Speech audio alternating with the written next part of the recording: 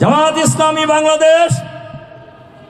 বাংলাদেশকে একটি সুখী সমৃদ্ধশালী সন্ত্রাস মুক্ত চাঁদাবাদ মুক্ত দুর্নীতি মুক্ত বাংলাদেশ, আধুনিক বাংলাদেশ, ইসলামের বাংলাদেশ গড়ে তুলতে চায়। দুর্নীতি মুক্ত বাংলাদেশ, চাঁদাবাদ মুক্ত বাংলাদেশ, আধুনিক বাংলাদেশ। কারা কারা চান এটা হাত তোলেন তো দেখি।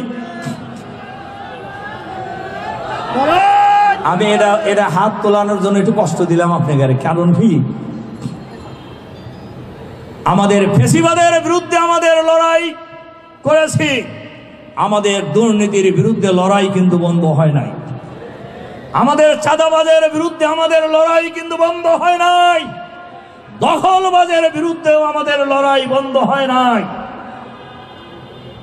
এই লড়াই সফল করার জন্য জামাত ইসলামী বাংলাদেশে একদল সৎ, দক্ষ, যোগ্য, সন্ত্রাস মুক্ত, দুর্নীতি মুক্ত, চাঁদাবাদ মুক্ত লোক তৈরি করার চেষ্টা করছে।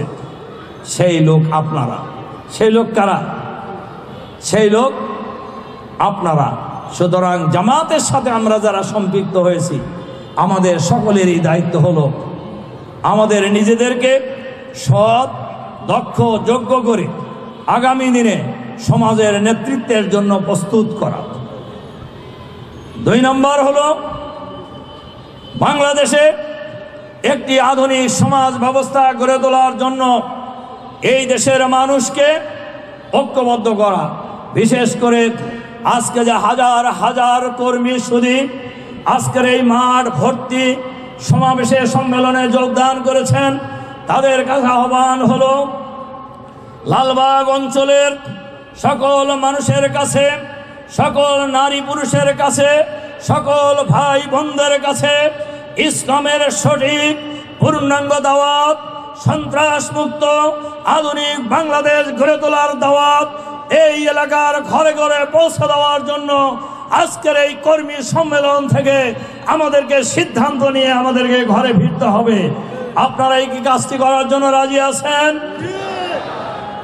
আজকে বাংলাদেশের সর্বত্রই স্লোগান উঠেছে, সব দল দেখা শেষ, এবার দেখব জামাত ইসলামী বাংলাদেশ। কি বলেন? বলতেছে না লোকেরা? তখন আবার কেউ কেউ বলতেছে যে জামাত যদি ক্ষমতায় যায় তাহলে 2টি প্রশ্ন মানুষের মুখে মুখে আছে। 1 নাম্বার হলো মহিলাদের কি হবে? আমরা বলি মহিলাদের কিছুই হবে না।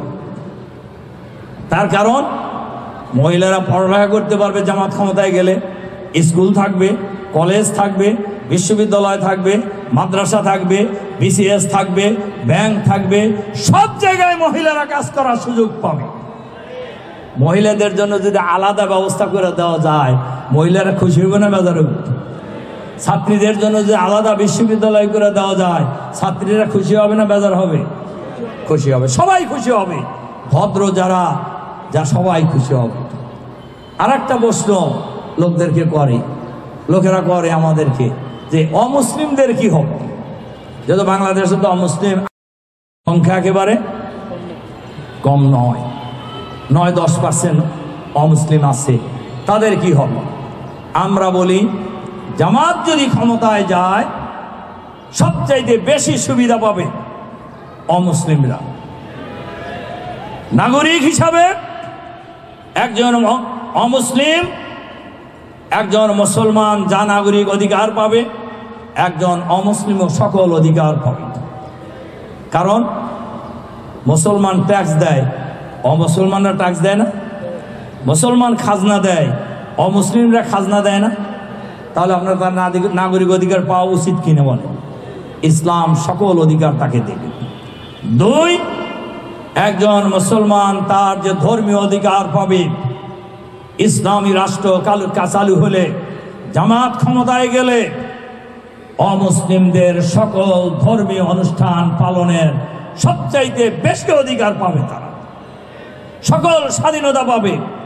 রাষ্ট্রীয় এবারের গণ অভ্যুত্থানের পরে জামাত শিবিরের লোকেরা সারা বাংলাদেশে অমুসলিমদের মন্দির পাহারা দিয়েছে, বাড়িঘর পাহারা দিয়েছেন, ব্যবসা প্রতিষ্ঠান পাহারা দিয়েছে।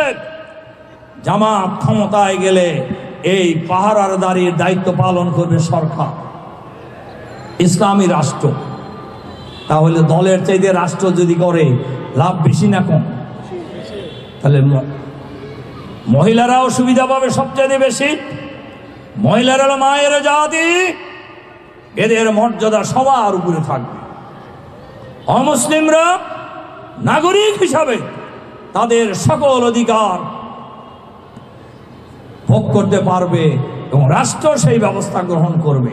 সুতরাং ইসলামী রাষ্ট্র প্রতিষ্ঠা হলে কয়েক শ্রেণীর লোকের অসুবিধা, যারা চাঁদাবাজ এদের কোনো চান্স থাকবে না, মাস্তানি করার কোনো সুযোগ থাকবে না, দখলবাজি করার কোনো সুযোগ থাকবে না।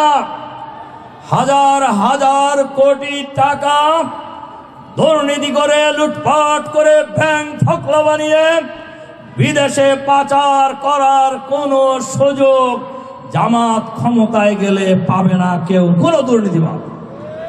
আপনারা সেটা চান না? বাংলাদেশে শুধু দুর্নীতি যদি বন্ধ করা যায়, 50টা পদ্মা যমুনা সেতু নির্মাণ করা যাবে। দুর্নীতি যদি বন্ধ করা যায়, 50টা পারমাণবিক বিদ্যুৎ কেন্দ্র তৈরি করা যাবে।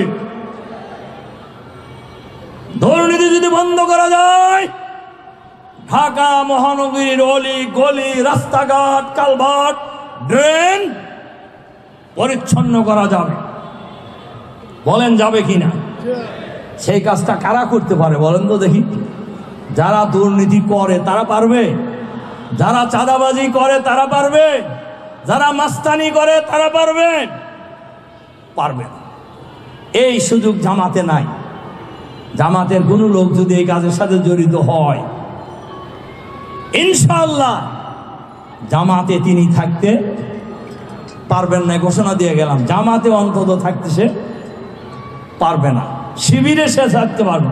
শিবির বাংলাদেশে সর্ববৃহৎ ছাত্র সংগঠন। শিবির কোথাও চাঁদাবাজি করছে দেখছেন? কোন শিক্ষা প্রতিষ্ঠানে এই পরিবর্তনের গণ অভ্যুত্থানের পর জোর করে সিট দখল করছে, এরকম কোনো ঘটনা শুনছেন? শুনবেন না, কোনোদিনও শুনবেন না। আর এই কাজের সাথে যদি কেউ কোনো কারণে জড়িত হয়ে যায়, তিনি জামাতেও থাকতে পারবেন না, শিবিরেও থাকতে পারবেন না। কাজী এরকম একটি দল, এরকম কিছু মানুষ রাষ্ট্রীয় ক্ষমতায় আসুক, আপনারা চান না? বলেন চান কিনা? আমরা যদি সেটা চাই, তাহলে আমাদের সকলকেই এই কাজ কি খালি জামাতের দায়িত্ব? বলেন এই কাজ কি জামাতের দায়িত্ব? আল্লাহ তাআলা সকল যুগেই এই কাজ করার জন্য নবী রাসূল পাঠিয়েছেন।